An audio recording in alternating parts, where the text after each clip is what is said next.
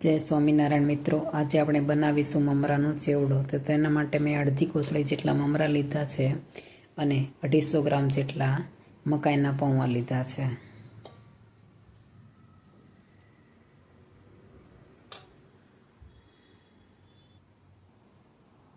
અને એક નાનું પેકેટ નાના ભૂંગળાનું લીધું છે। તો તે બધું આપણે તળીને તૈયાર કરી દઈશું।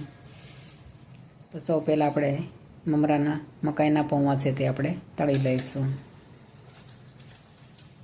તળીને આપણે સીધા મમરા ભેગા જ નાખીશું, જેથી તેલ છે એ તેની અંદર નીતરી જાય।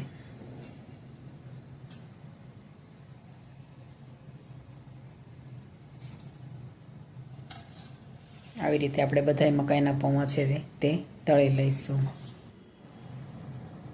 હવે આપણે નાના ભૂંગળા છે તે પણ તળી અને સીધા મમરા ભેગા જ નાખીશું।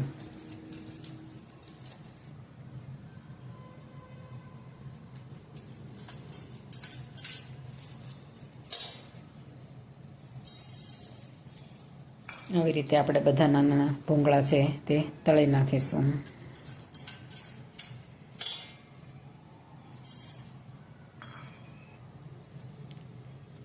તો આપણા ભૂંગળા પણ તળાઈને તૈયાર થઈ ગયા છે।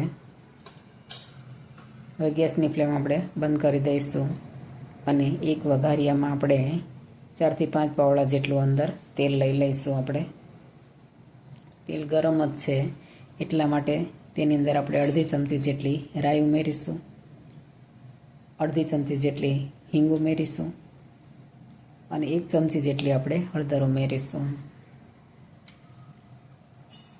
હવે તેની અંદર આપણે અડધી ચમચી જેટલું લાલ મરચું ઉમેરીશું। વધારે નહીં નાખીએ, કેમ કે લાલ મરચું અંદર બળી જાય એટલા માટે। તે બધું આપણે મમરાની ભેગું મિક્સ કરી દઈશું, નાખી દઈશું। હવે તેની ઉપર આપણે લાલ મરચું 2 ચમચી જેટલું ભભરાવીશું।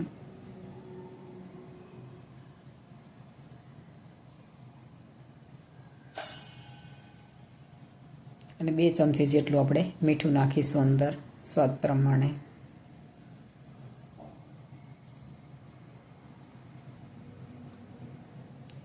બે થી 3 ચમચી જેટલું અંદર આપણે બુરું ઉમેરીશું ગળપણ માટે।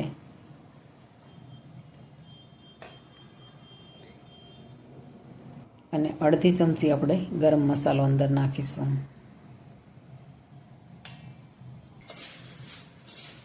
હવે તે બધું હલાવીને આપણે મિક્સ કરી દઈશું।